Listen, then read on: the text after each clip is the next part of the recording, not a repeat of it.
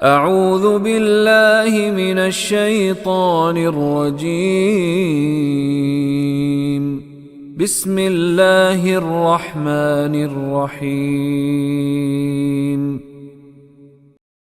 अब मेरा एक सवाल है जी बिस्मिल्लाह। सर। सवाल थोड़ा लंबी भी है और बड़ा आपसे रिलेटेड है। सर मैं आपको एक एजुकेनिस्ट मानता हूँ और इसको आपको स्कॉलर मानता हूँ। बिस्मिल्लाह। सर आप एक बहुत बड़ी जामिया यूनिवर्सिटी से रिलेटेड भी रहे हैं। जी मेरा सवाल सर ये है कि हमारे मुल्क की जो एलीट क्लास है CSS करके आते हैं सर, उनमें 90% लोग ऐसे हैं जो MA इंग्लिश करके या BS इंग्लिश करके आते हैं। ठीक है। ऐसे हैं सर। उनको जो सिलेबस पढ़ाया जाता है टोटली बेस करता है क्रिश्चियनिटी पे। ठीक है। सर आज तक 76 साल में हमारे मुल्क में उस सिलेबस को चेंज करने की किसी ने कोशिश नहीं की। ठीक फिर है। हम कहते हैं यहाँ पे रामते आए। सही। सर वो जो बेचारे, मैं कहता हूँ अगर वो मुसलमान भी रह जाए, क्योंकि सर उन्होंने छोटा मोटा इस्लाम पढ़ा हमारे बच्चों ने, और उसके बाद वो टोटल ईसाइयत को पढ़ते हैं। सही है।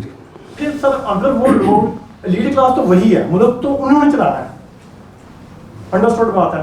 एक तो सर ये एग्जेक्टिव के हो गया। आगे दूसरी तरफ में आता हूँ, जुडिशरी का सर जो सिस्टम है, अभी आपने एक एग्जाम्पल सर, जो जुडिशरी अपना ऑर्डर नहीं करवा सकती और ना उन्होंने चैलेंज किया कि कोई मुल्क का बंदा हमारा ऑर्डर नहीं कर सकता, वो इमाम के हाथ में कैसे ऑर्डर करेंगे।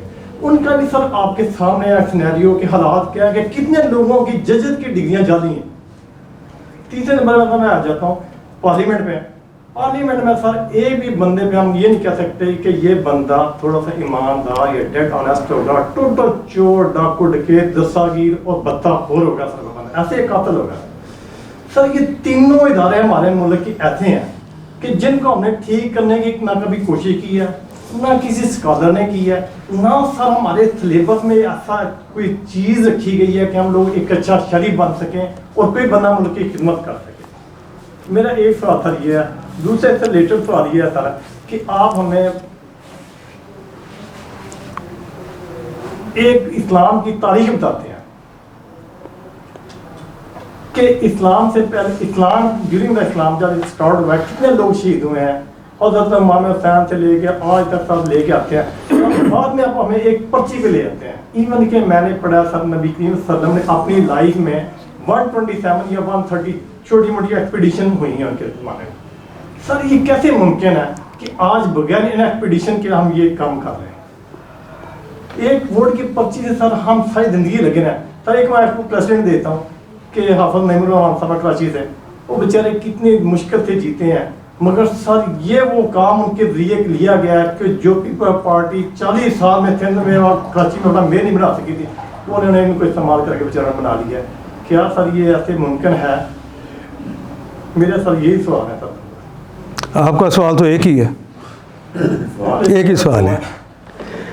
अगर पाकिस्तानी कौम खालिस्तन देखते हुए कि अल्लाह के दीन को गालिब करना है, उसके लिए वोट करे। अगर पाकिस्तानी कौम की बात कर रहा हूँ, अगर उसके लिए वोट करे तो अल्लाह ने निज़ाम को बदलने के लिए इक़्तिदार ही को टूल बना के रखा हुआ है। कब आपने आने दिया है? आपने तो वोट उसी को दिया है जो निज़ाम को मज़ीद ख़राब करता है, जो चोर लुटेरा है। अगर जुडिशरी के निज़ाम को ठीक करना है, अगर आपने एक जुमला कि मेरिट सिस्टम को कायम करना है, तो मेरिट सिस्टम को जो कायम करेगा, जो अल्लाह के दीन को निफाज करेगा, वही करेगा कि दूसरा करेगा? जज लगाने की जिम्मेदारी किसकी है?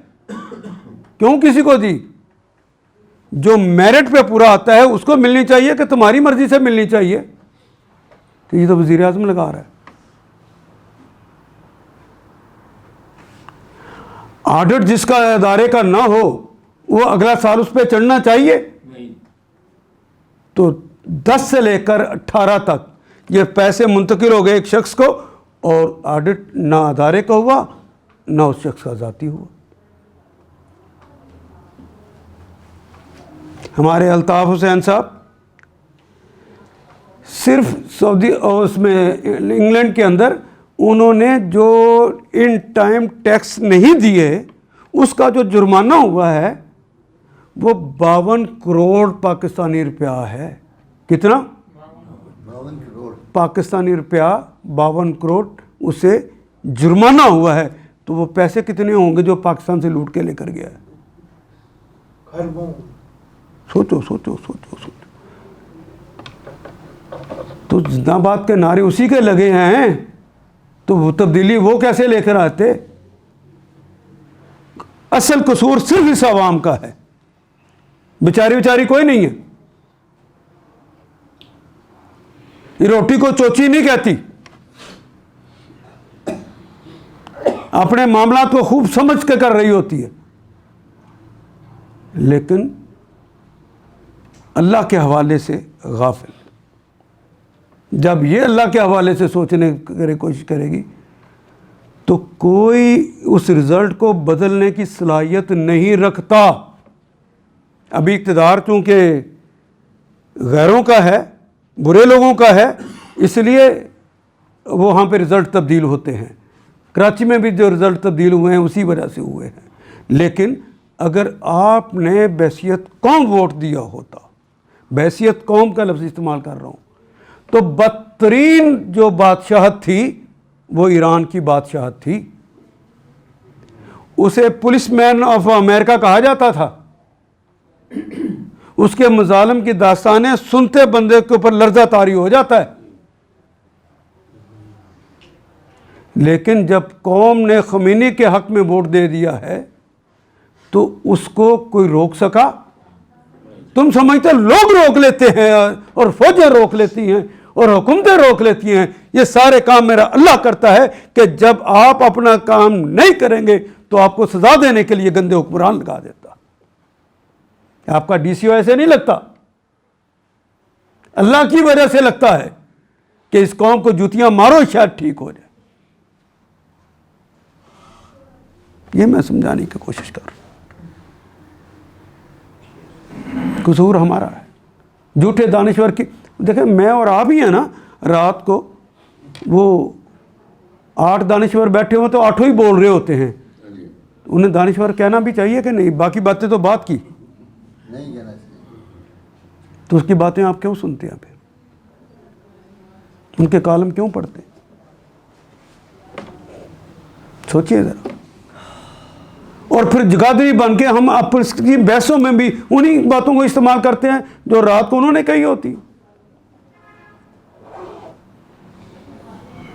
दानिश यहां से लो, मोहम्मद रसूलुल्लाह के कदमों से लो।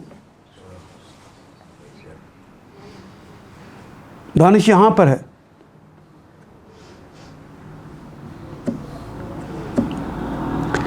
जब तक इस्लामी हुकूमत आप नहीं बनाते, गज़ा, कश्मीर, कोई भी मजलूम कौम हो, आप उसकी मदद करने के अहल नहीं। आप अहल हैं ही नहीं। पुश्तिबान हुकूमत बनाइए।